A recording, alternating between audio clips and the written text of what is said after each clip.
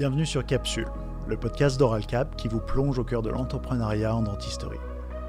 Ici, on va parler de défis, d'innovation, d'échecs et de réussites, mais surtout d'histoires. Les histoires de celles et ceux qui transforment votre quotidien et qui bouleversent l'organisation de votre cabinet. Imaginez-vous à l'époque du dentiste qui a découvert l'anesthésie ou de celui qui a modernisé la roulette. Ces pionniers seront à portée de voix. Alors tendez l'oreille, qui sait, mon invité d'aujourd'hui pourrait bien être l'un d'entre eux.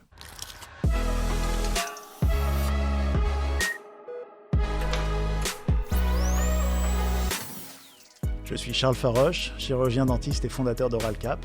J'ai le plaisir d'accueillir aujourd'hui Gérard Jourda, chirurgien dentiste, concepteur de Stelligraph, un logiciel qui permet d'automatiser le tracé des châssis en prothèses amovibles. Merci Gérard, merci de venir, merci d'être avec nous sur le podcast, sur le premier podcast de Capsule. Je suis ravi de t'accueillir aujourd'hui. J'aimerais que tu commences, moi, par me présenter un petit peu qui tu es, d'où tu viens, l'origine, les études, et puis un petit peu tout ce qui a amené jusqu'à Stelligraph aujourd'hui. Charles, merci. Je suis heureux d'inaugurer cette série, qui j'espère sera longue pour toi. Je suis diplômé de la faculté de Lyon. Après quelques années de collaboration, j'ai créé mon propre cabinet à Caluire, où j'ai pratiqué toute ma carrière, toujours dans le même cabinet. Très tôt, j'ai été amené à revenir dans cette faculté en tant qu'attaché de consultation, d'abord dans le service de prothèses fixées, et puis ensuite dans le service de prothèses partielles amovibles, où j'étais plus chargé des relations avec la prothèse fixée.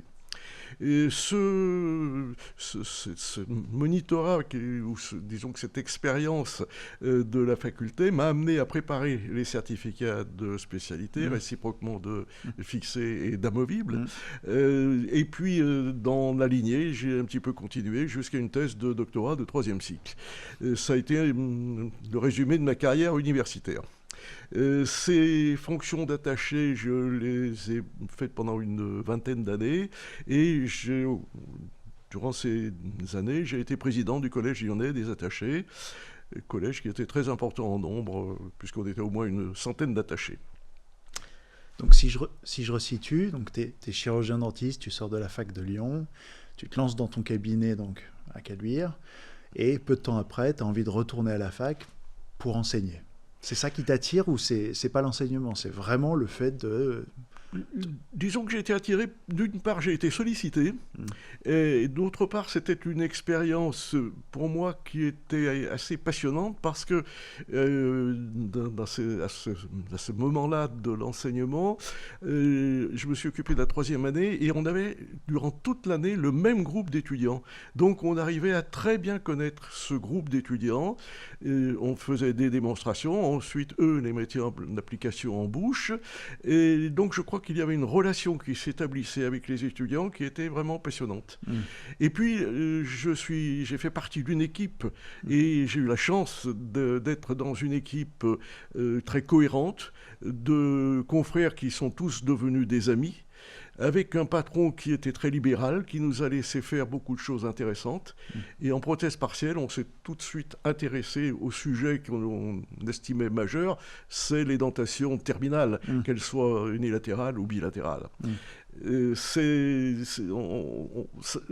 travail que nous avons mené est vraiment un travail d'équipe. Chacun a apporté ses idées, et c'est comme cela qu'on a mis au point le concept de la selle disjointe, qui cliniquement a fait l'objet de travaux dans le service de la faculté de Lyon, et au niveau recherche fondamentale, à l'École nationale des mines de Saint-Étienne. C'est toujours surprenant quand on parle de l'École des mines de Saint-Étienne, et bien tout simplement parce qu'il y avait dans l'École des mines de Saint-Étienne un département de mécanique des biomatériaux qui travaillait particulièrement sur les cobaltochrones, du fait, c'est des circonstances de la vie assez extraordinaires, du fait qu'il y avait un chirurgien stéphanois qui était très performant au niveau prothèse, notamment de genoux, qui travaillait avec les alliages qui étaient identiques. Donc il connaissait parfaitement ces alliages, et lorsque nous sommes arrivés à l'École des mines, on a été très bien accueillis par le professeur Rieu, qui était le patron de ce département. D'où la genèse du développement et puis l'attachement que j'ai eu pour cette fonction qui n'a pas duré plus longtemps dans le temps parce que les choses ont évolué. J'ai trouvé que on avait moins de pratique près des étudiants, que ça se perdait un petit peu, que c'était dilué dans la masse, et c'était plus du tout ma conception de l'enseignement. C'est pour cela que je l'ai quitté. Ok. Alors, si je récapitule, juste pour remettre un petit peu, parce que j'ai l'impression qu'il y a plein de notions qui se confondent et j'arrive pas à remettre clairement ce parcours-là. Tu es étudiant à la faculté de Lyon, d'accord ? Tu quittes la faculté de Lyon d'emblée, tu crées ton cabinet à Caluire, d'accord ? Tout de suite, ou presque dans la foulée, tu décides de t'intéresser à la prothèse, et plus spécifiquement à la prothèse partielle, la prothèse amovible, d'accord ? Donc tu retournes un petit peu sur les bancs de la faculté de Lyon, mais cette fois-ci avec l'intention de passer de l'autre côté, quoi, de l'enseigner à l'enseignant, c'est ça ? Tu animes, du coup, cet enseignement, la prothèse amovible auprès d'étudiants, c'est ça ? Absolument. Tu rebondis sur l'école des mines, tu rebondis sur des rencontres avec d'autres enseignants, c'est ça ? Tu dis que tu es proche d'un certain groupe d'étudiants. Qu'est-ce qui se passe à ce moment-là quand tu rejoins les bancs de la fac, tu vois, sur le volet étudiant, sur le volet enseignant ? C'est vraiment... je comprends pas bien. Est-ce que tu peux me... Je pense que il y a eu un concours de circonstances où j'ai répondu à une sollicitation et honnêtement j'ai répondu de très bon cœur. Oui. Je suis issu d'une famille d'enseignants, alors peut-être que quelque part j'avais une petite touche à laquelle j'étais attaché, c'est possible aussi. Je retrouvais une ambiance, encore une fois, j'ai fait partie vraiment d'une équipe dans laquelle il y avait une ambiance de travail où tout le monde apportait ses connaissances. Donc, par exemple, il y avait Robert Blondin qui était quelqu'un qui a été un passionné de prothèse totale. Il y avait mon ami d'enfance, Jean Gaillard, qui lui était quelqu'un qui était un passionné au niveau de tout ce qui était occlusion. Donc, chacun apportait un petit peu sa petite spécificité au sein de cette équipe. Et on faisait toujours profiter les autres de ce que l'on pensait, même si les idées pouvaient paraître aberrantes. Et c'était toujours la question, que penses-tu ? Que penses-tu de cela ? Mais c'est un process, l'innovation. Hein. C'est des réflexions, des rencontres. Jean, on en reparlera tout à l'heure, parce que j'aimerais bien qu'on y revienne. Mais à la fin... Quelle importance tu donnerais à ces rencontres ? Tu dis, je viens d'une famille d'enseignants. Finalement, l'enseignement, la recherche, c'est quelque chose c'est un process continu, non, pour toi ? J'ai l'impression que c'est une réflexion ouverte, un partage de connaissances un petit peu permanent, quoi, c'est ça ? Tout à fait, ça a été permanent. Et de plus, alors je peux dire que j'ai passé presque 2 années à l'école des mines où j'allais au moins une fois par semaine. Et ça a été très très riche en enseignement pour moi. Je crois que la première des choses, c'est que cela m'a fait sortir du cabinet. Et je pense que dans un cabinet, on arrive vite à avoir la tête dans le guidon, à ne plus voir ce qui se passe à côté. J'ai rencontré des gens exceptionnels. J'ai rencontré des gens qui étaient ajusteurs à l'école des mines, parce que j'ai fait un banc d'essai, et ils ont collaboré pour la construction de ce banc d'essai. J'étais un petit peu une bête curieuse, parce qu'un dentiste à l'école des mines, c'était bizarre. Mais j'ai toujours rencontré un accueil exceptionnel.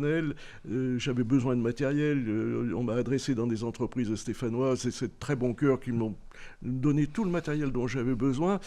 Et oui, j'ai rencontré des gens que je n'aurais jamais eu l'occasion de rencontrer si je n'avais pas fait ces travaux. Ces travaux-là dont tu parles, qu'est-ce qui à l'époque les motive ? Qu'est-ce qui fait que tu as envie d'aller chercher Enfin, tu vois, Il y a eu un autre facteur extérieur. J'ai eu la chance de faire connaissance très tôt du professeur Nally, qui était le patron de la faculté de Genève. Et c'est quelqu'un pour qui j'ai eu une admiration sans borne. Il m'a beaucoup appris. Je l'ai suivi toujours lorsqu'il faisait des formations, que ce soit à Paris ou à Marseille. Je me déplaçais pour le voir. Et il a suivi de très près les travaux que l'on a fait dans notre service, puisqu'il a très largement collaboré à l'édification du livre que j'ai fait avec Jean. Il en a même fait la préface. Et on le retrouvera plus tard pour ce télégraphe d'ailleurs. Et je crois que c'est quelque chose qui n'a pu que m'encourager à aller vers ces travaux. Et puis, Alors, est-ce que j'ai orienté un petit peu ma patientèle dans cette direction ou est-ce que cette patientèle... Je pense que là, je ne peux pas donner de réponse de question. Par contre, cela m'a encouragé ensuite avec des connaissances que j'ai faites, je pense notamment à Jacques Lavigne et plus tard à Armik Minassian, où là, on a pu aborder le problème de la prothèse amovible sur implant, et notamment la prothèse partielle sur implant. Et là aussi, j'ai eu la chance de trouver, par exemple, en Armik Minassian, quelqu'un d'extrêmement ouvert avec qui j'ai passé une matinée de travail, et à partir de là, je crois qu'il avait tout compris et il nous a beaucoup encouragés. Donc on a trouvé ces encouragements. Je voudrais citer aussi quelqu'un qui est Stéphane Diaz, avec qui on a fait connaissance depuis longtemps. Au cours d'une formation que nous faisions à Lyon avec Jean, il était venu, depuis on est resté très liés, bien que séparés par la distance et qu'on ne se rencontre plus beaucoup, mais on échange très régulièrement. C'est quelqu'un qui, lui, alors c'est encore un autre département, lui c'était la dentisterie opératoire et l'anesthésie. Mais on retrouve des choses, on a besoin d'avoir des conseils de tous ces gens. Donc c'était un petit peu un cercle de travail dans lequel j'étais à ce moment-là. Tu parles de Jean. Jean, pour toi, c'est qui finalement du début, surtout au début? Jean, d'où il vient? C'était un copain de fac? Alors Jean, c'est plus qu'un ami, c'était mon frère aîné. Nos parents étaient amis, donc on se connaissait depuis tout enfant. Et peut-être que quelque part, ça m'a peut-être un peu poussé vers les études dentaires. C'est pas impossible parce qu'il était en avance sur moi. On avait 4 ans de différence d'âge. Et on s'est retrouvés dans le service. Lui, il exerçait à Mâcon. On s'est retrouvés dans le service. Et ça a été le début d'une collaboration professionnel également, puisqu'on a monté un laboratoire de prothèses en commun, tous les deux. Et donc, ensuite, on a toujours tout fait ensemble, que ce soit les formations, que ce soit les conférences. Exceptionnellement, on se séparait, on n'était pas toujours ensemble, mais on a fait beaucoup de choses ensemble. Et je crois que ça a été concrétisé justement par ce livre qu'on a rédigé ensemble. D'accord, donc Jean Gaillard, pour resituer, finalement, donc chirurgien dentiste, de peu ton aîné, quelqu'un avec qui tu as fait un laboratoire de prothèses, quelqu'un avec qui tu as fait stéligraphe aussi, et on y reviendra juste après, quelqu'un avec qui tu rédiges un livre, préfacé par Nali. Nali, est-ce que tu saurais le resituer juste pour les confrères et les consoeurs qui ne le connaîtraient pas? Nali est quelqu'un qui a été le patron donc, de la prothèse à la faculté de Genève. C'était une personnalité très riche au niveau de la culture prothétique, mais aussi de la culture en général. Une chance, bien sûr, c'est que Nali parlait français. Et il avait fréquenté très tôt les États-Unis. Il avait ramené des États-Unis énormément de choses. Et il était très, très large au niveau de ce qu'il pouvait nous dispenser. Il ne gardait rien pour lui. On pouvait absolument tout lui demander. Et j'ai eu un honneur terrible, c'est qu'à l'occasion d'une invitation à la Société de médecine dentaire de Genève, lorsque je suis arrivé à Genève, on m'a dit « Professeur Nali sera présent parce que lorsqu'il ne peut pas venir, il s'excuse toujours. » Et lorsque j'ai pris la parole, j'ai été obligé d'exprimer toute mon émotion de parler devant lui alors que je l'avais écouté je ne sais combien de fois. Jamais je n'aurais pensé un jour parler devant lui. Et très amicalement, ensuite, nous sommes allés dîner ensemble. C'était un moment merveilleux. Oui, c'est une référence, disons, dans ton domaine. Quand tu parles d'enseignement, là, à plusieurs reprises, tu m'as dit que... et j'ai l'impression, en tout cas, de sentir l'enseignement comme un partage d'abord, quoi, parce qu'on y reviendra, mais souvent, moi, quand je parle à l'université, on confond aussi beaucoup de combats d'ego. Et quand tu l'évoques là, je le ressens pas, même si je sais que tu en as parlé, tu dis que peut-être qu'une partie aussi des projets ou des travaux que tu as menés ont pu finalement être éteints avant de voir le jour pour des problématiques d'ego. Tu parles d'enseignement, tu parles Nali, tu parles toi, on sent qu'il y a une volonté vraiment de partage dans cet enseignement, comme si c'était un cheminement de pensée qui s'arrêtait pas finalement aux personnes qui les expriment à un moment donné, quoi. Mais tu vois, il y a cette espèce de dualité qui s'oppose un petit peu, avec un combat d'ego qui essaye absolument de se mettre en avant, et en même temps, la recherche et l'enseignement tel que tu l'évoques comme étant cette espèce de parcours de réflexion qui continue et qui qui se poursuit au-delà des personnes. T'as souffert de ces difficultés entre universités, avec ces fortes têtes, entre guillemets, au sein des universités dans tes projets, ou alors est-ce que t'as su naviguer un petit peu dans tout ça? Comment tu... J'ai volontairement navigué en dehors de tout cela. Et c'est une des raisons pour lesquelles je n'ai pas mis le doigt dans l'engrenage pour faire une carrière universitaire. J'entends par là devenir maître de conférence et éventuellement après, bon, voir si je pouvais accéder plus haut. Parce que je voyais très bien de l'extérieur. J'étais président des attachés. Alors, le petit avantage que j'avais, c'est que j'étais assez sollicité lorsqu'il y avait des élections, par exemple. Et en fait, beaucoup de gens ne savaient pas que les attachés ne votaient pas pour l'élection du doyen. Donc, on me sollicitait en me disant, on me faisait des propositions un petit peu de programme. C'est pas la peine, c'est pas la peine, on ne vote pas. Et j'ai vu ces rivalités naître. Et je ne voulais pas me fâcher avec un certain nombre de gens qui étaient des amis. Je pense notamment à un doyen de faculté qui était un ami d'enfance. Je ne voulais pas me fâcher avec lui.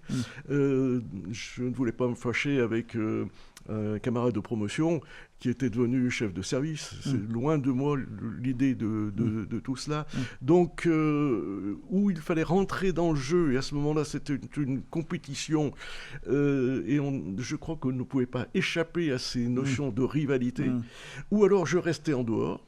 C'est ce que j'ai fait pendant une bonne vingtaine d'années, jusqu'au jour où le patron de cette équipe ayant pris sa retraite, j'ai senti une énorme pression.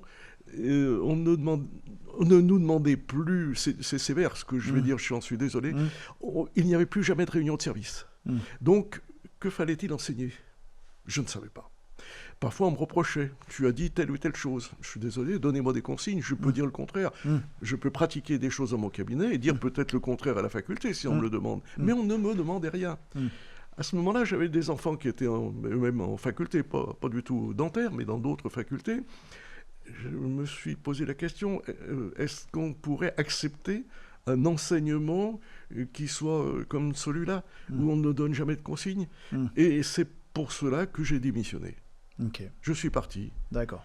Et d'ailleurs, je n'ai jamais remis les pieds à la fac. Mais vraiment, volontairement. Donc il y a une rupture qui se fait, en tout cas avec la faculté, pas forcément avec l'enseignement. Est-ce qu'à ce moment-là, tu n'es plus enseignant non plus? Je veux dire, est-ce que tu donnes plus de conférences? Est-ce que tu partages plus les connaissances que tu avais? Ou alors est-ce que c'est simplement la fac que tu mets de côté? Tu continues de faire des conférences, tu continueras de faire des articles. J'en ai vu un certain nombre. Certains m'ont prédit un avenir très sombre en me disant toutes les tribunes te seront interdites.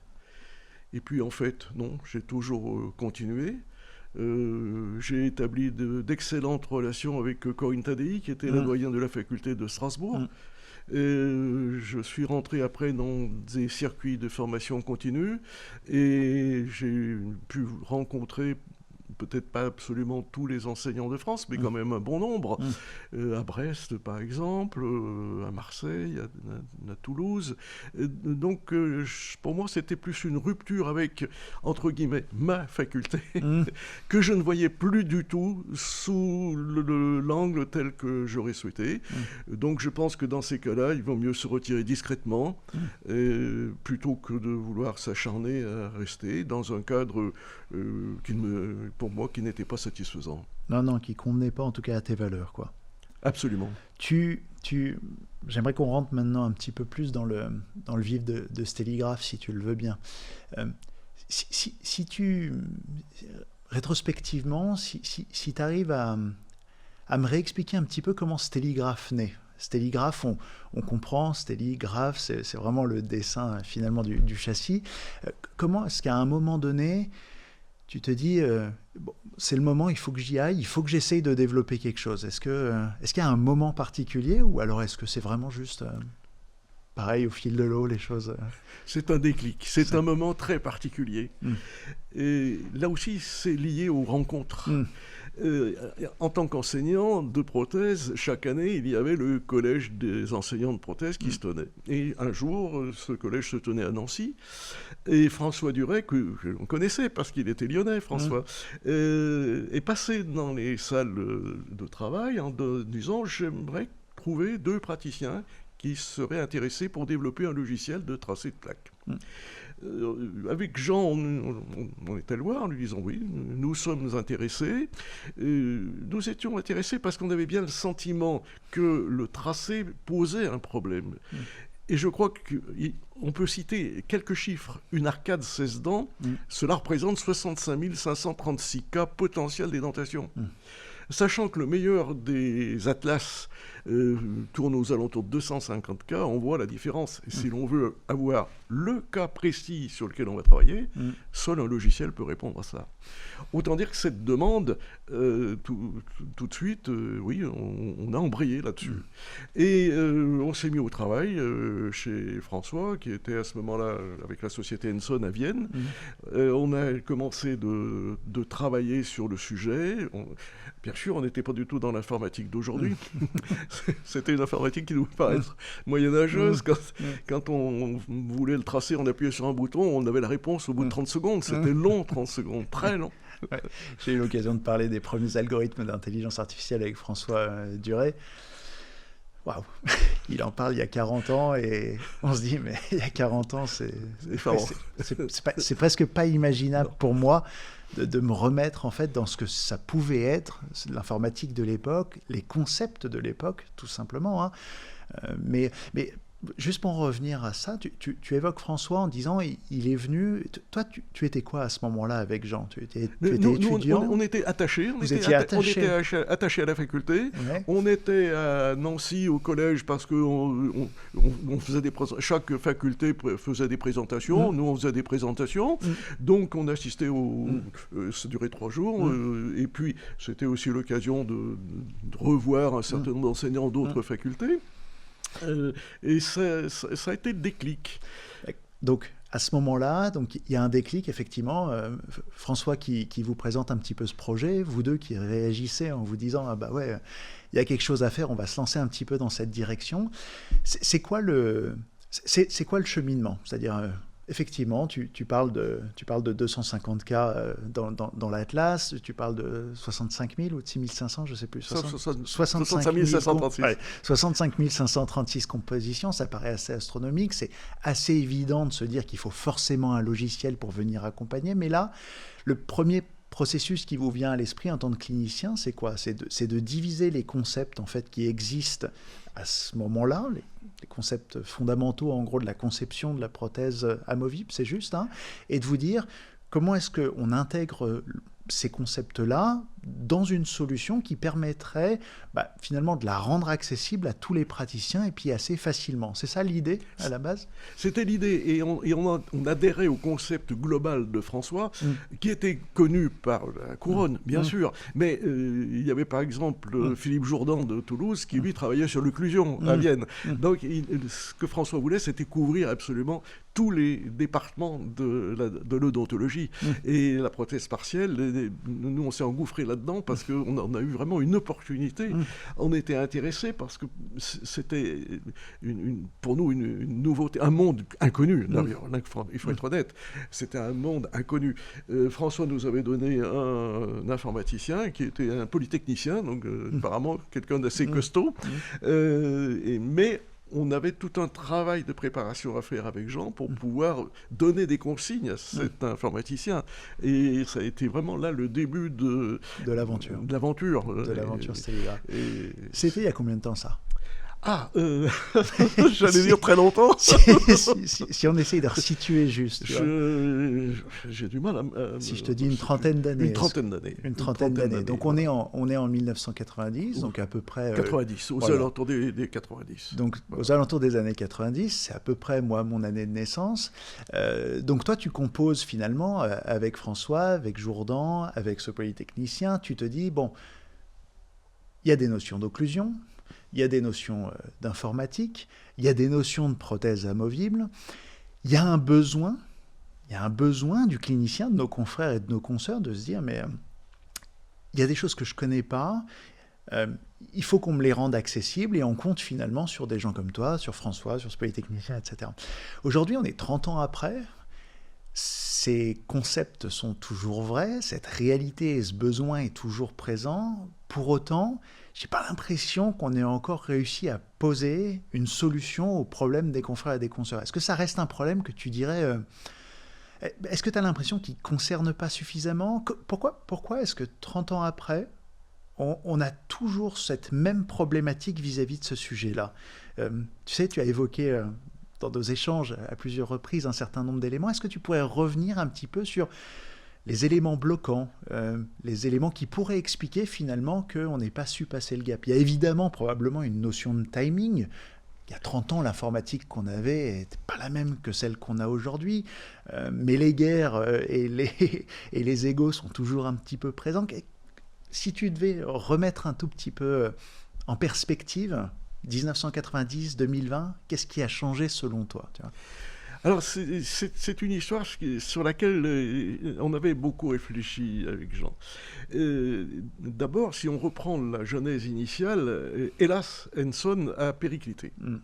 Et François, très très élégamment, et toujours j'allais dire avec son élégance habituelle, nous a dit « Je vous redonne votre liberté. S'il ne faut pas que tout ce que vous avez fait soit perdu. » On a donc, avec Jean, créé notre propre société avec 2 informaticiens. Petite société, Apolline Productions.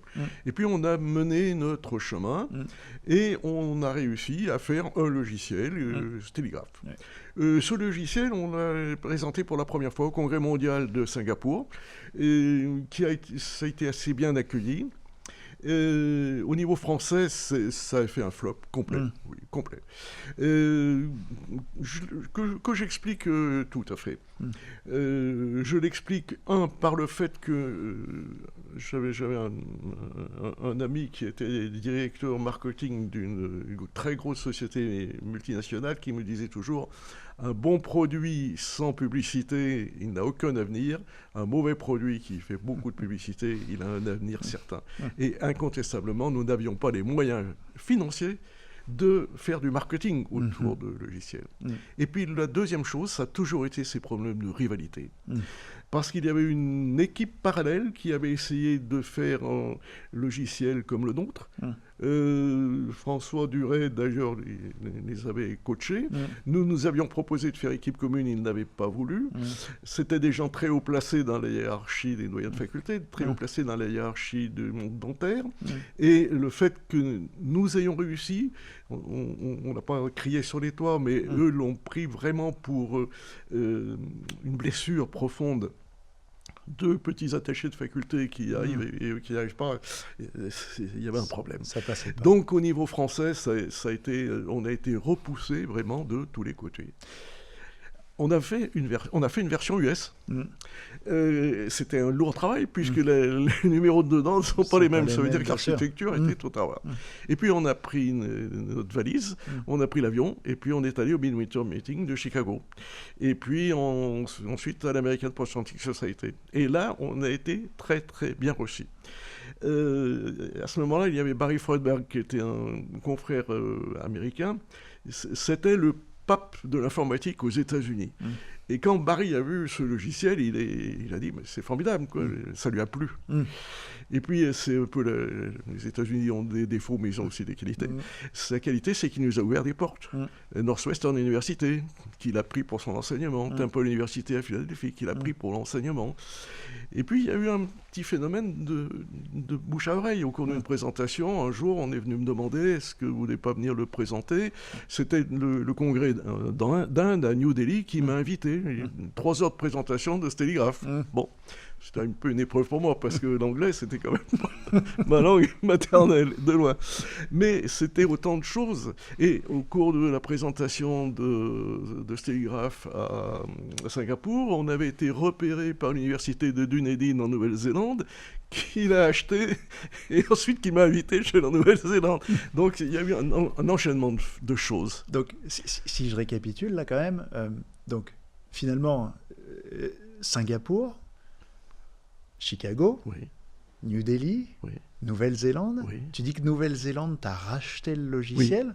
Donc vous étiez tous les deux avec Jean finalement finalement bien mieux accueillis partout dans le monde plutôt que chez vous, quoi. Oui. En France, ça a été un petit peu, pas toujours, c'est un petit peu ces guerres d'ego, peut-être, un petit peu ces rivalités. C'était un flop. C'est dingue. Et rétrospectivement, comment tu regardes ça? Est-ce que tu te dis que les Français sont plus compliqués vis-à-vis d'eux-mêmes, ou alors est-ce qu'il y a un engouement un petit peu plus international? Est-ce qu'on aimait bien le Frenchie qui arrivait comme ça et qui présentait son truc? Je pense vraiment, il faut être fair-play. Corinne Tadei m'a invité pour aller le présenter à Strasbourg. Je l'ai présenté à Paris, à Garancières aussi. Toutes les facultés n'étaient pas fermées. Mais quand même, beaucoup de facultés étaient fermées. À Lyon, Henri Magloire voulait absolument qu'il rentre dans l'enseignement. Bon, Henri n'a pas pu mettre les choses en marche comme ça. Bon, et puis, même à l'intérieur de la faculté, on sentait bien qu'il y avait un malaise. Je crois qu'il aurait fallu à ce moment-là qu'on ait une société informatique qui le prenne en charge complètement au niveau marketing, au niveau présentation, faire les congrès. Je crois que c'était par là que ça aurait pu passer. Il y a je veux dire, donc tu parles de la société en Nouvelle-Zélande qui rachète la solution. Aujourd'hui, c'est une solution qui tourne en Nouvelle-Zélande? Alors, tu sais pas. Je sais pas, je sais plus du tout. Ils ont pris une brique, ils ont tenté de l'exploiter éventuellement, puis toi, t'as pas plus d'informations que ça, quoi. Je ne sais pas du tout ce que c'est. Quand je suis allé à Dunedin, je suis bien sûr allé à l'université d'Otago, et là, oui, c'est sûr, ils tournaient avec. Ça a été la même opération à Beyrouth, l'université Saint-Joseph qui s'est équipée. Au Chili aussi, ils ont été intéressés. Bon, au Chili, je ne suis pas allé au Chili, là. Mais il y a eu un intérêt. Je crois que pour ces gens-là, nous étions neutres. Il n'y avait pas d'image de la faculté. Ils ne savaient pas du tout. Pour eux, la faculté de Lyon, est-ce qu'ils savaient pour les Américains, je ne sais pas s'ils savaient exactement où elle était. Et puis, amené en France, il y avait cette image qui nous était vraiment collée au corps d'avoir fait partie de cette équipe.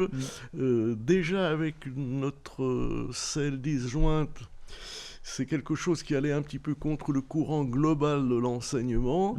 Et quand on leur parlait de prothèses biofonctionnelles dans les congrès, c'était pas la guerre, mais ça finissait presque en pugilat de temps en temps. Et je crois que cette opposition, on l'a toujours retrouvée derrière nous. C'était inévitable. L'abord par lequel tu as un petit peu toujours fait ce que tu as fait, est-ce que tu dirais que c'est un abord très... j'ose pas dire universitaire, mais très centré théoriquement. C'est-à-dire, est-ce que rétrospectivement, tu comprends, disons, ce qui fait le succès d'une entreprise aujourd'hui, je trouve que il me semble, mais c'est le bon compromis entre une vision assez industrielle d'un produit et une version théorique. Et c'est ce beau mariage de mon point de vue qui fait que ça fonctionne. Et des fois, je vois passer des produits qui sont très industriels, c'est-à-dire très fortement marketés, et parfois à tort. Et de l'autre côté, je vois des produits qui sont très fortement universitaires, au sens fondamental dans la recherche, donc très, très centrés sur la clinique. Est-ce que toi, rétrospectivement, tu dirais que finalement, de passer d'université en université, etc., peut-être, est-ce que tu as pu souffrir à un moment donné de ce prisme un peu de l'abord, de Stelligraph par la recherche? Certainement. Tu comprends? Certainement. Nous avions deux défauts. Le défaut que tu évoques, à savoir qu'on était vraiment universitaire et qu'on le voyait en application universitaire. Dans un cabinet, bien sûr que je l'ai utilisé, dans le cabinet pour expliquer aux patients, pour avoir de bons rapports avec le laboratoire, mais on était d'abord universitaire. Ça, c'était le premier défaut que l'on avait. Le défaut marketing était le second défaut.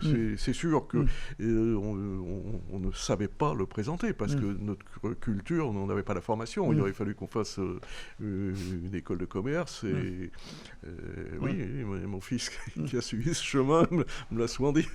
C'est souvent un peu la... Parce que, tu vois, on en a parlé à plusieurs reprises dans notre échange, mais l'innovation, elle naît souvent au carrefour des rencontres, quoi. On parle d'un ingénieur ou d'un informaticien, on parle d'un chirurgien dentiste, clinicien, et finalement, cette croisée des mondes peut créer finalement de nouveaux produits. Quand on parle de Stelligraph, moi j'aimerais bien essayer de comprendre à un moment donné qu'est-ce qui vous donne envie de le pousser dans les cabinets? Qu'est-ce qui fait que vous vous dites il faut que ça aille toucher un maximum de praticiens, tu vois? Pourquoi est-ce que c'est pas resté votre projet de recherche finalement, comme on peut en avoir plein dans l'université? Pourquoi à un moment donné vous vous dites il faut qu'on aille dans les cabinets avec ce produit-là, il faut qu'on le pousse de partout? J'imagine qu'il y a un aspect un petit peu... Alors, on en revenait à un aspect marketing. Oui. On avait une statistique de base, c'est que seulement 5% des prothèses étaient adressées au laboratoire avec le tracé. Donc 95% des prothèses étaient réalisées sans tracé, ce qui voulait dire inévitablement une préparation de la bouche soit qui était nulle, soit qui n'était pas adaptée. Et nous avions tout de même les confidences d'un certain nombre de laboratoires qui étaient souvent désespérés.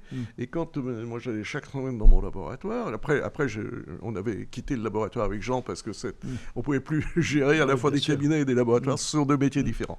Donc le premier de notre laboratoire nous avait racheté le laboratoire, donc j'avais un laboratoire spécialisé. Et quand j'allais dans le laboratoire, souvent il me disait qu'est-ce que tu en penses? Regarde ce cas, regarde cette empreinte. Moi j'ai pas de tracé. Qu'est-ce qu'il faut faire?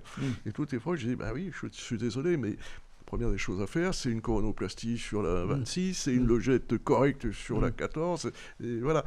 Donc, quelque part, on se disait, il va y avoir un besoin.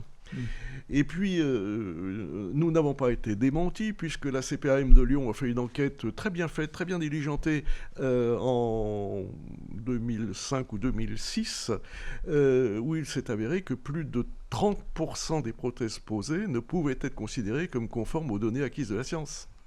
Et sur ce qui restait comme prothèse posée, si on avait été plus loin dans la démarche initiale faite par les CPAM, on arrivait pratiquement à 50%. Quelque part, c'est inadmissible, parce que là, on est d'abord dans un produit qui est comparable à un médicament. D'autre part, il y a des enjeux financiers. Il y a quand même des coûts pour sécuriser pour les mutuelles.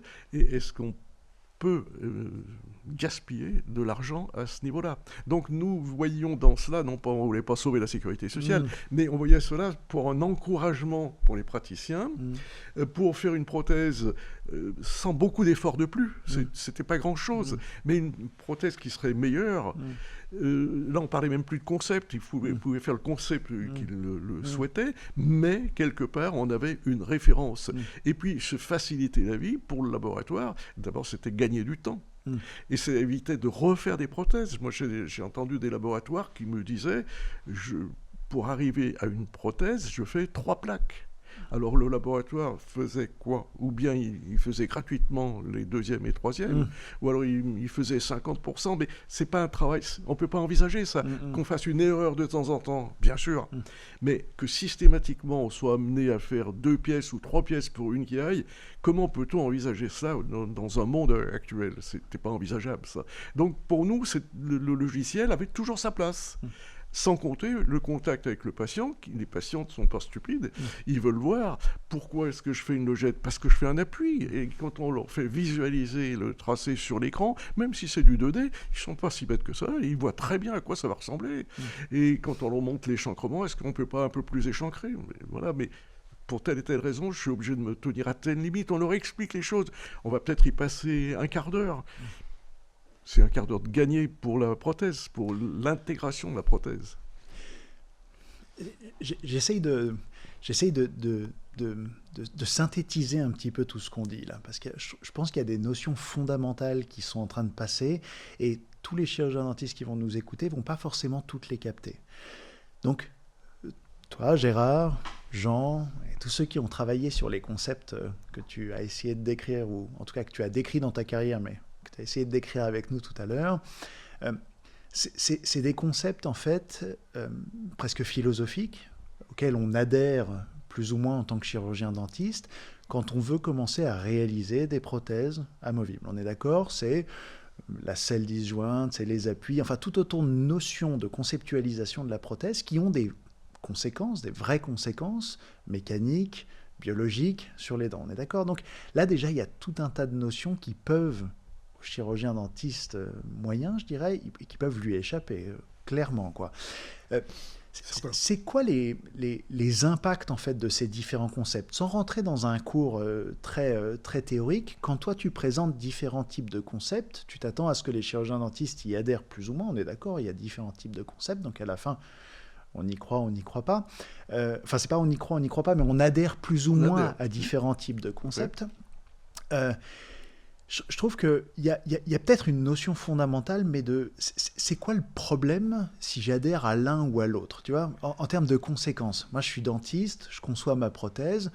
Admettons, je fais partie des 50% qui ne fait même pas de tracé ou quoi que ce soit. Il y a quelque chose qui m'échappe, mais c'est quoi la conséquence de ce qui m'échappe? Tu disais, le prothésiste refait plusieurs plaques, mais le patient, finalement, a une prothèse qui est moins adaptée. La conséquence à plus ou moins long terme, c'est que on peut peut-être perdre les dents qui sont support de crochet, c'est ça. Il y a plein de notions, j'ai l'impression, qui se confondent. Est-ce que tu penses qu'on pourrait essayer de remettre un tout petit peu à plat ce que tu essaies d'évoquer? C'est une chose que j'ai essayé de faire peut-être seulement partiellement, mais notamment avec l'UNAFOC. Toutes les formations que j'ai faites avec l'UNAFOC, j'avais fait un questionnaire d'une 30aine de questions et je demandais à ce qu'il soit adressé aux praticiens qui venaient suivre la formation pour justement me donner des orientations. Quelles étaient leurs difficultés? Où se situaient-elles? Alors finalement, on s'apercevait quand même bien qu'ils butaient sur cette notion de la conception et du tracé. Et on voyait très bien que pour eux, la finalité, c'était, ils en avaient assez qu'un patient vienne 10 fois sonner à leur porte pour retoucher une prothèse, alors que on pouvait faire la démonstration très facilement que les corrections ne se situaient pas en aval, c'était en amont. Donc, je tenais un seul langage. Je leur dis, vous voulez avoir une prothèse qui soit cohérente, qui ne vous pose pas de problème, tout au moins à votre patient, qui ne soit pas pendu à votre sonnette, qui soit content, qui vous envoie quelqu'un d'autre. C'est au départ. Qu'est-ce qui vous gêne? L'empreinte, on va la solutionner. La préparation de la bouche, on va la solutionner. Attention, elle passe par le concept. Quel que soit votre concept. Vous adhérez ou non au concept de la selle disjointe, vous voulez faire du rigide, ce n'est pas ce que je pratique dans mon exercice, je respecte votre pratique, mais faites-le au moins avec les lignes générales qui sont celles du parallélisme des piliers, sinon ça ne rentre pas. De la préparation des appuis, c'est pas cohérent si on ne fait pas d'appui ou si on les pose à la surface des dents, ça ne peut pas marcher, ça sert à rien, c'est plutôt nocif. Donc, faites au moins ces éléments, mais pour ne pas les faire au hasard, vous nous en revenez au tracé. Et j'en faisais une comparaison élémentaire. Quand on construit une maison, on fait un plan. On ne construit pas une maison sans faire un plan. Donc, bon, il y a cette notion de concept qui est fondamentale. Elle est presque basale, mais elle est un petit peu omise, quoi, dans la plupart des prothèses amovibles aujourd'hui. Il y a les conséquences qu'on devine assez facilement, ou en tout cas, je veux dire, qu'on peut imputer facilement à cette notion-là. Il y a un aspect réglementaire aussi sur le tracé. Qu'est-ce que c'est, cet aspect réglementaire? Tu saurais me le décrire? Alors, l'aspect réglementaire, je suis obligé de prendre mes notes, parce qu'il y a des réglementations qui sont tout de même très largement établies, qui sont presque des lois. Alors, on peut citer notamment, parmi toutes ces réglementations, le fait que tout d'abord, une prothèse, c'est un dispositif médical sur mesure. Et ça, cela implique le respect d'un certain nombre de règles, dont par exemple il y a le Code de santé publique qui exprime le fait que l'on doit absolument, pour ce dispositif médical, en quelque sorte, faire une ordonnance. L'ordonnance, c'est le tracé. Et celui qui est qualifié pour faire l'ordonnance, c'est le praticien. Lorsqu'il le délègue au laboratoire, c'est une délégation de tâches. On ne peut pas l'approuver, même si ça se pratique. Et donc, quelque part, il faillit quelque part à sa tâche. Il ne faut pas oublier qu'on a tout de même un certain nombre de devoirs, même si l'obligation de résultat, on peut la laisser de côté. L'obligation de moyens, elle existe, c'est une certitude. Et ça fait partie de l'obligation de moyens. Et puis, dans les autres choses intéressantes, le Code de santé publique, bien sûr, il rejoint un petit peu la même chose. On a une directive qui a été plus récente dans le temps. C'est un décret qui date de 2006 qui a rappelé que la réalisation du tracé de la prothèse par le chirurgien dentiste et la fourniture du tracé au laboratoire répondent à une obligation légale de traçabilité clinique ainsi qu'à une logique thérapeutique qui conditionne le bon résultat prothétique. Ça, c'est le décret 2006-1497 du 29 novembre 2006. J'en ai eu connaissance très tôt, pratiquement le lendemain, parce qu'à cette époque, j'avais eu l'honneur, c'est un honneur, de siéger à l'Ordre national, n'était pas élu, j'avais été personne cooptée, dans la commission de matériaux-vigilance, et bien sûr, une des juristes, un jeudi matin où j'étais à Paris, nous a apporté ce décret en disant, voilà, regardez ce qui est sorti. Et à ce moment-là, Robert Regard, qui était le président vice-président du national et président de ma commission, a dit, il me l'a tendu, il m'a dit, regarde, ça te concerne. Oui, directement. Ouais. Directement. Voilà, autant de choses qui font que, quelque part, c'est écrit. On peut ajouter un certain nombre de dispositions qui sont, par exemple, la Haute Autorité de Santé a parfaitement décrit l'élaboration d'une prothèse partielle amovible avec tous les temps de travail. Et le tracé en fait partie. Autant d'éléments où, au jour d'aujourd'hui, on saute dessus à pieds joints. Et là, pour moi, ça devient un petit peu difficile dans ma compréhension. Oui, bien sûr, et de plus en plus, en fait, de plus en plus difficile. Tu évoques les nouvelles technologies, et notamment le CAD-CAM. Tu dis toujours, et encore aujourd'hui, que ce qui va manquer aujourd'hui au CAD-CAM, ce qui manque aujourd'hui au CAD-CAM, c'est toujours cette étape de conception. Est-ce que tu confirmes? Comment tu le redécrirais, ça? Tu peux me le... Lorsque je lis un article qui parle de CAD-CAM, quand on en arrive au chapitre de la conception, j'ai l'impression que là, on est dans un flou. On parle de conception et on glisse un petit peu dessus.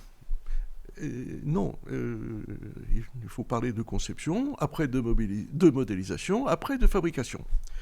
Alors, il y a un certain nombre, par exemple, les gens qui ont créé Digistel l'expriment très bien en disant, attention, il ne faut pas confondre, Digistel n'est pas un logiciel de conception. C'est un logiciel qui permet la modélisation et la fabrication. Et puis là aussi, je vais consulter mes petites notes, parce que j'ai relevé un certain nombre de choses écrites dans des articles ou des choses même qu'on m'a adressées. Voilà, qu'est-ce qu'on m'a écrit? Qu'est-ce qu'on peut retrouver dans les articles? Les auteurs d'articles, qui sont des gens de la faculté de Clermont-Ferrand, écrivent que l'on note une demande de l'intégration d'un logiciel simplifié permettant le tracé du châssis avant l'envoi au laboratoire, en ajoutant que le futur de la CFAO en prothèse partielle est le développement constant de la numérisation et notamment des logiciels de conception. Voilà ce qu'ils souhaitent. C'est clair. Donc j'ai cité l'article précédent. Un autre article. L'on peut relever dans un article que l'intégration de logiciels qui permettra de dessiner sur les données de l'empreinte optique un châssis qui indiquera en instantané les préparations à réaliser en 2D est une procédure qui fera gagner beaucoup de temps. Le dernier article que j'ai fait dans Technologie dentaire, la personne qui est prothésiste métier, qui est responsable d'un très gros centre de production de plaques, m'a écrit. Il me remerciait de mon article et il m'a dit une récente remarque faite par un professionnel qui dirige un centre de formation indique que Stelligraph est la clé pour la réalisation d'une prothèse qui tient la route. Voilà ce qu'on peut un petit peu retrouver.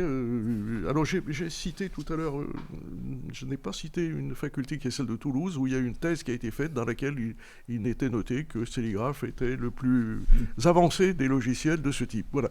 Donc un certain nombre de choses qui montre qu'il y a une nécessité au jour d'aujourd'hui. Et effectivement, les laboratoires veulent aussi se protéger pour certains. Bien sûr. Donc la meilleure des protections, c'est d'avoir une garantie. Et l'on pourrait très bien concevoir une empreinte optique, une demande faite pour avoir le tracé, qui induirait la préparation de la bouche. On pourrait repasser en empreinte optique une fois les préparations réalisées, et là, on enverrait au laboratoire un document concret qui serait le tracé, et un document d'empreinte qui serait l'endroit sur lequel le laboratoire va travailler. À ce moment-là, il suffit de valider le tracé, et là, tout le monde est d'accord. Donc ça évite tout problème entre le praticien et le laboratoire. Il y a parfois des disputes violentes entre praticien et laboratoire, à moi, à toi, pour déterminer le fautif. Là, au moins, c'est clair. Et en plus, on se protège vis-à-vis, encore une fois, de nos responsabilités professionnelles réciproques, que ce soit le praticien ou le prothésiste. Donc, si je récapitule la manière dont toi tu vois les choses, ou le cheminement que tu viens d'évoquer, en tout cas, ce serait un praticien qui ferait une empreinte numérique. Le logiciel analyserait cette empreinte numérique et lui dirait où faire ses préparations, c'est ça, en fonction de l'empreinte optique. Cette empreinte optique, elle est reprise une fois que les préparations sont faites, et ce même logiciel renvoie finalement le tracé au prothésiste avec toutes les dents qui auraient été préparées selon les concepts, et puis... Voilà. D'accord, voilà. C'est ça. Finalement, le seul problème qui se pose à cet endroit-là, c'est la double étape pour le praticien. Cette impression de double étape. Voilà, on est devant une finalité aujourd'hui pour les centres d'élaboration de la prothèse. Leur obsession, c'est la prothèse en 2 temps. Ce qu'on appelle la prothèse one shot. Pardon, je te coupe. C'est ça. Je fais une empreinte. Voilà. Je fais une empreinte et je pose ma prothèse. Et 8 jours après, on pose. Voilà. Alors d'abord, il faudrait analyser les résultats. Parce que nous dire ça va bien, moi maintenant je suis désolé, mais j'ai fait de modestes recherches, mais je pense qu'à un certain stade, il faut prouver si on veut affirmer quelque chose. Le jour où on me présentera, pas besoin d'aller jusqu'à 1000, mais 200 prothèses réalisées comme ça, avec des résultats bons à 80%, 90%, je veux bien croire. Moi, ce que j'ai vu chez des consoeurs et des confrères de ma connaissance qui ont tenté l'opération, c'est pas merveilleux, loin de là. Donc, et en tout cas, ce sont des prothèses qui ne répondent absolument pas du tout aux normes essentielles de la prothèse, en ce sens que, par exemple, ce sont des prothèses qui ne sont pas calées. Une prothèse qui n'est pas calée, c'est une prothèse qui ne peut être validée, c'est pas possible. Donc, quelque part, cette obsession de faire la prothèse en 8 jours, est-ce que c'est pas un peu un rêve actuel, hein, aller dans l'espace, aller dans... Parfois, il faut peut-être garder les pieds un peu sur terre. Alors, revenir à une conception qui pourrait rester, de toute façon, presque en 2 temps, qui demanderait un tout petit effort au praticien, où simplement, il faut un logiciel qui serait un Stelligraph qui soit mis en ligne, de façon à ce que la consultation soit instantanée et rapide, et qu'il la visualise, et qu'il fasse dans la foulée sa préparation, même si on lui dit que ça va faire un quart d'heure, 20 minutes de plus, c'est de l'assurance déjà de répondre à ce souhait déjà d'objectif de garder en réserve, de faire une prothèse qui soit cohérente, d'une part, de répondre incontestablement à nos obligations de moyens aussi. Et puis, ce petit décret-là de 2006, il était assez intéressant parce qu'il parlait de traçabilité clinique. Et là, je ferai référence à une des personnalités de notre métier que tout le monde connaît, c'est Patrick Missika. Patrick Missika a fait un article très documenté sur la traçabilité clinique. Si on veut mettre cela en application, c'est monstrueux. Il faut garder les empreintes d'études, garder les empreintes de travail, les propositions, etc. Bon, si on fait ça, jamais on la retrouve de toute façon. Donc il faut absolument faire ça sur informatique. Et ce tracé, il va faire partie de la traçabilité clinique. Donc c'est un outil qui va libérer le praticien. J'ai eu une petite expérience d'expert près de la Cour d'appel de Lyon, et quand il y avait des incidents qui étaient toujours regrettables, qui opposaient un patient à un praticien, et que je demandais aux confrères qu'est-ce que vous pouvez me donner comme élément qui prouve je n'ai rien, il n'avait rien. Comment est-ce qu'on peut construire un dossier de défense avec du vide, alors qu'il aurait suffi qu'il ait un tracé tout bête, même s'il n'était pas d'une validité extraordinaire, il avait le tracé. Il était sauvé, il n'y avait plus de problème, ça ne pouvait pas se discuter. Plus on avance dans cette conversation, plus je me rends compte à quel point ce télégraphe, c'est vraiment cette brique qui manque, ce bout de puzzle en fait qui manque à un ensemble, parce que je veux dire, on met les praticiens en conformité vis-à-vis de leurs obligations, mais vis-à-vis de leur même morale, j'irais jusque-là. C'est de dire, je conçois ce que tu disais tout à l'heure, je conçois un dispositif médical, j'ai cette obligation en fait d'essayer de fournir tout ce que je peux de mieux à mon patient, et ça en fait partie. Le problème, c'est que j'ai l'impression qu'on a une quantité, une masse de praticiens qui n'est même pas consciente de ça. C'est-à-dire que moi, j'ai la chance d'échanger avec toi, j'ai la chance de découvrir ça par les activités que je fais par ailleurs, mais sinon, parfois, il manque juste un petit peu cette ouverture. Et on en revient un petit peu à cette notion de marketing dont tu parlais, c'est-à-dire faire du bruit, finalement, donner un peu écho à ce que tu fais. Aujourd'hui, mais c'est une question ouverte, qu'est-ce qui continue de te motiver aujourd'hui à te dire mais il faut que je continue de la pousser, il faut que je continue d'y aller. Qu'est-ce qui t'anime encore aujourd'hui? On est 30 ans après la première fois que François, tu vois, est venu te voir. Je veux dire, c'est pas que ta carrière, tu n'es plus dans le cabinet. Moi, j'aimerais savoir ce que c'est qui fait que tu as encore cette volonté avec les rames. Je veux dire, tu viens me voir, on en reparle, et moi, j'ai l'impression de voir enfin, je sais pas comment tu étais il y a 30 ans, j'étais presque pas né, mais j'ai l'impression de voir cette même personne avec ses pagaies qui repart avec la même passion, tu vois. Tu es encore aujourd'hui. Non, mais c'est vrai. Je crois que tu ne te trompes pas beaucoup. Non, mais oui, mais c'est la sensation vraiment que tu me donnes aujourd'hui. On est là dans le studio et j'ai vraiment l'impression de... Voilà, j'ai encore quelqu'un qui continue de pousser tout ce qu'il peut comme si c'était le premier jour. Alors, je vais te répondre parce que j'y crois, d'une part, parce que d'autre part, jusqu'à présent, bon, hélas, aussi bien Jean que Robin ne sont plus à mes côtés. J'ai encore quelqu'un qui s'appelle Stéphane Diaz, qui a écrit une chose assez extraordinaire. Si je retrouve ce qu'il a écrit, c'est assez intéressant. Je te disais que j'étais en relation avec Stéphane sans arrêt. C'est d'ailleurs lui qui a fait la préface de mon dernier livre qui va sortir, j'espère, pour l'ADF, ou peut-être quoi. Bon. Et c'est quelqu'un qui a une grande philosophie de la profession, d'une part, de la vie, d'autre part. Stéphane écrit, en parlant donc de l'application de CAD/CAM, c'est un outil qui est demandé explicitement pour la nécessité de planifier la prothèse partielle, puisque cette planification constitue un levier de qualité et permet d'avoir à éviter d'ajouter l'aléa opératoire à l'aléa thérapeutique. Et je trouve que ce que Stéphane a dit est diablement vrai. L'aléa thérapeutique, il faut faire avec. De temps en temps, on n'est pas maître totalement de la situation. Pas la peine d'insister là-dessus. La médecine et la chirurgie ne sont pas des sciences mathématiques. Il faut l'admettre, bien sûr. Par contre, si l'on rajoute un degré complémentaire, on va se retrouver devant un truc énorme. Et pourquoi essayer de ne pas limiter le risque, en quelque sorte ? C'est ce que font quand même pas mal de gens qui font des métiers à risque. Celui qui nettoie les vitres d'un building, il s'attache, il ne descend pas comme ça.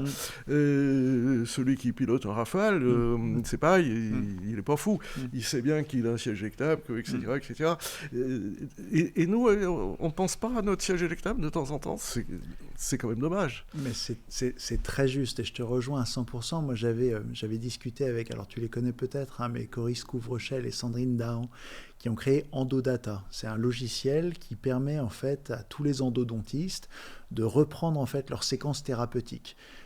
Un petit peu en mode, je pose mon cerveau, j'ai plus à réfléchir, et comme à la manière du pilote, aile droite, aile gauche. Et c'est ça dont tu parles finalement, c'est diminuer les risques sur le geste qu'on va avoir dans la foulée. Donc Stelligraph s'intègre, enfin c'est naturel, quoi. Voilà. Son utilisation est assez évidente. Quand tu réfléchis comme ça, c'est de se dire de minimiser au maximum les aléas que tu peux avoir dans la prise en charge de tes patients, quoi. C'est ça. Alors je continue parce que d'une part j'y crois. Oui. Mais là, quand tu poses la question, tu rejoins mon épouse, parce que mon épouse me dit tous les jours, mais qu'est-ce que tu fais encore avec Stelligraph ? Et sincèrement, l'évolution du 4CAM vers cette prothèse en 2 séances, tout de suite, je me suis dit, mais là, il manque un truc, rien à faire. Gardons cette idée, d'accord, c'est peut-être pas quelque chose auquel j'adhérerais si j'exerçais encore au jour d'aujourd'hui, mais pourquoi pas, à condition qu'on ait quand même un élément, et quand on discute avec les laboratoires sont totalement conscients de ça. Le laboratoire que j'évoquais, que j'ai rencontré, là, et que j'ai revu encore jeudi dernier à l'ARIA, lui c'est ce qu'il veut, c'est quelqu'un qui fait 12 000 packs par an, et ce qu'il veut c'est assurer. Il prend déjà assez de risques en passant maintenant au titane.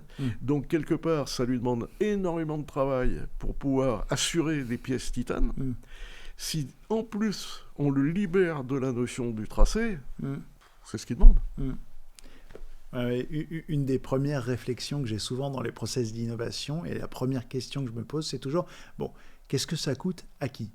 Et en fait, quand tu réfléchis comme ça, finalement, déjà, tu arrives à identifier tout de suite la personne à qui ça pose le plus de problèmes et tu essayes de comprendre avec lui pourquoi et comment est-ce qu'on fait pour le ramener, tu vois, jusqu'à ce qui semblait être finalement le cœur du problème. C'est pas toujours le chirurgien dentiste, tu vois. Parfois, c'est intégré dans un ensemble et il faut réussir à défocaliser un tout petit peu du chirurgien dentiste qu'on prend souvent comme étant l'élément gros de la maquette, à tort ou à raison, je ne sais pas. Mais toujours est-il que dans ces process d'innovation, je pense que c'est intéressant et on aura plein de choses. Le laboratoire a sa puissance dans ces cas-là, comme tu le dis très bien, parce que dans la mesure où un certain nombre de laboratoires travaillent avec une très bonne entente avec les praticiens qui sont ses clients, les laboratoires vont dispenser ces conseils. Ils vont savoir, ils auront suffisamment de souplesse pour ne pas imposer, mais discrètement amener les praticiens. Il y en a toujours un pourcentage de réticents qui resteront bloqués, bien sûr. Mais les autres viendront. Moi, j'ai travaillé avec un laboratoire de Vannes qui m'a fait venir plusieurs fois à Vannes et il réunissait tous ses clients une journée et il me disait, voilà, tu leur parles de tel sujet, tu fais tel et tel truc, parce que là, j'ai des problèmes avec ça. Moi, je leur ai dit, mais tu vas mieux leur parler que moi. Tu peux leur dire des choses que moi, je ne peux pas dire. Et c'est formidable parce qu'il avait 65 personnes qui venaient, qui suivaient toute la journée. Il les avait fidélisés, ces gens-là. Et du coup, les conseils passaient, il n'y avait plus de problème. Et je crois que les laboratoires au jour d'aujourd'hui, heureusement, on en trouve encore un certain nombre qui sont bien dans cette vocation. Et qui, pour eux, c'est la prothèse, bien sûr, ils regardent leur chiffre d'affaires, ce qui est tout à fait normal. Mais quelque part, ils veulent bien faire. Et je crois qu'ils ont ce souci. Et ils sont capables de le transmettre à leurs praticiens. Ça, j'en ai absolument la certitude. Moi, je trouve ça fabuleux parce que parfois, il s'agit juste de remettre les curseurs en fait, là où il faut. Si c'est l'ego, tu vois, qui va intéresser une personne il faut savoir replacer finalement son ego. Si tu parlais du chiffre d'affaires, il ne faut pas que ce soit des notions taboues, mais si c'est vraiment l'impact du résultat, il faut savoir le replacer. Si c'est valoriser l'université et réussir à mettre en avant finalement toute cette recherche qui est portée par ces facs, il faut réussir. Et parfois, il s'agit simplement d'un réajustement en fait dans un environnement pour faire en sorte que des produits dont tout le monde veut, quoi, puisse exister, quoi, au final. Donc ça va être intéressant parce que ça va être intéressant. Je pense que ça va être super. D'où l'idée de développer complètement. un Stelligraph. Complètement. Et parce que malheureusement, techniquement, la technique, c'est dommage qu'on ne puisse pas le mettre en ligne comme ça, tel qu'il est, tout doucement. Alors, bien sûr que Stelligraph est un logiciel très complet, peut-être trop complet, puisqu'il va couvrir également tout ce qui est prothèse fixée, les fraisages, les attachements, on est allé très loin. On peut vraiment faire toute la prothèse, y compris les implants. Donc. Mais si déjà on se limite à une conception du châssis, je pense qu'on a rempli une grande mission.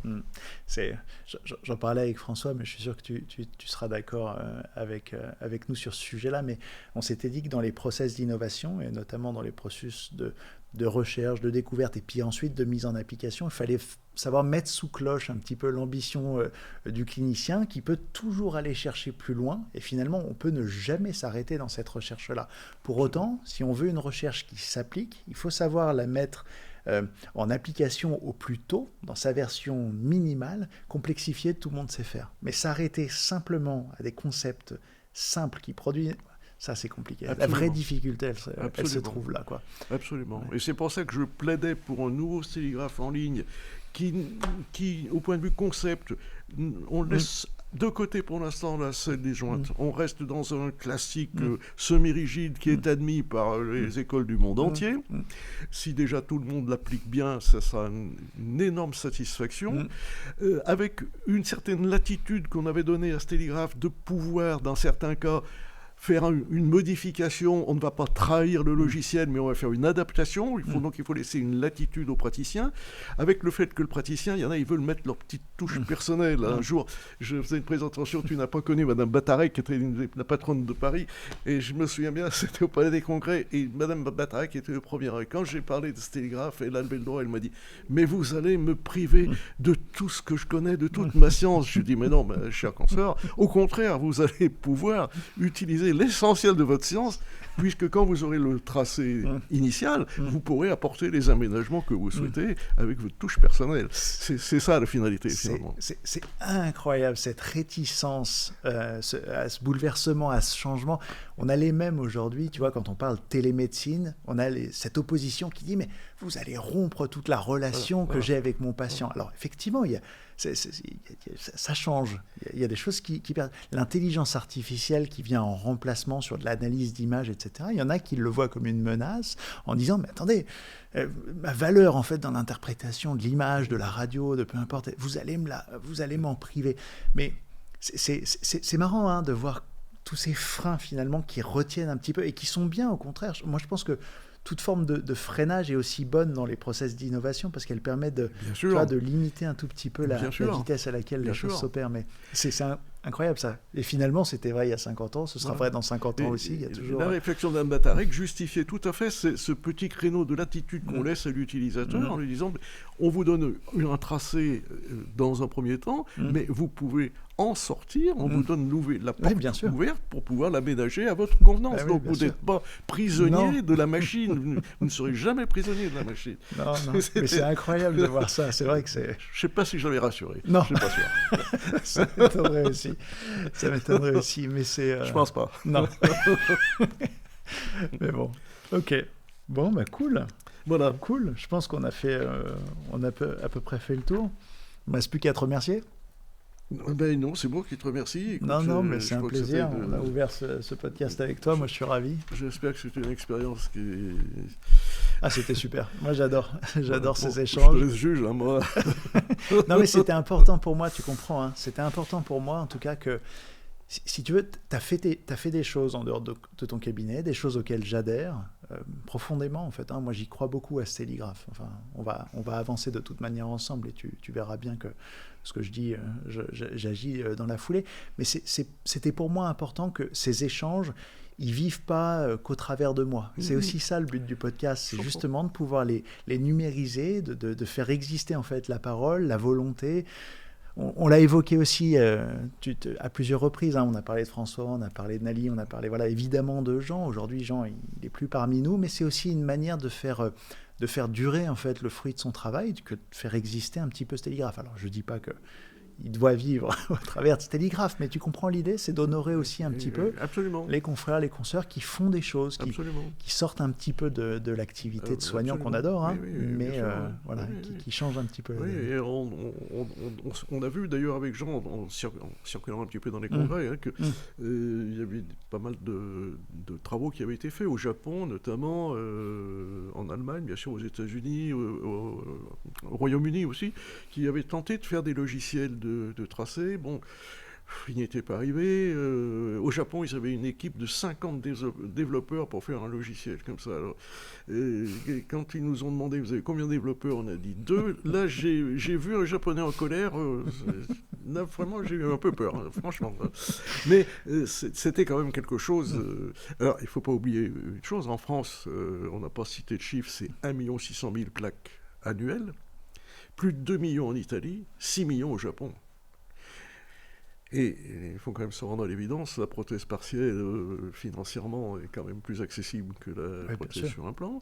Et puis l'ouverture de cette prothèse partielle sur implant, c'est quelque chose qui a sa place. On ne peut pas la rejeter. Un implant en position stratégique, ça change tout. Ça suffit. Ah mais complètement. Donc, entre un implant et puis... Alors, en plus, j'ai vu des choses à l'ARIA qui m'ont pas choqué, mais enfin, des extractions, oui, c'est une performance que nous présente, c'est un confrère lyonnais qui présentait ça, mais est-ce que d'enlever toutes les dents comme ça, c'est une solution? Et mon ami Patrick Pierre, que je n'ai pas cité, mais qui est français, qui a fait toute sa vie aux États-Unis, un jour, il faisait que paroprothèse. Et un jour, il a un patient qui vient le voir et qui lui dit, voilà, il faut m'enlever toutes les dents. Quoi? Ah oui, parce que les dents, c'est pas sûr, il y a des risques infectieux, donc c'est dangereux, etc. Vous m'enlevez toutes les dents, vous me refaites toute la bouche en implant. Non, là, passez votre chemin. 3 ans après, le patient revient et dit, eh ben, regardez, voilà. Oui, à San Francisco, on a enlevé toutes les dents.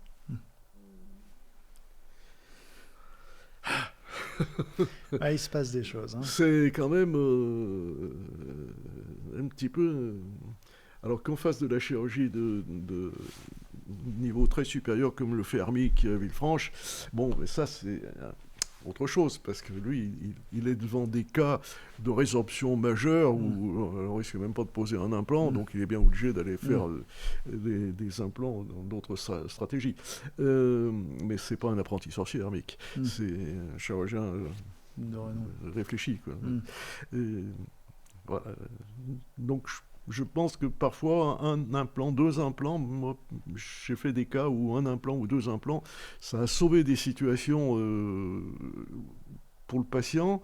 On aurait pu lui faire quelque chose, mais au niveau du résultat, ça a été nettement meilleur. Et 2 implants, c'est quand même pas du tout la même chose que intervenir et faire une bouche quasiment complète. Donc la partielle sur implant, à mon avis, ça a sa place aussi. Oui, complètement.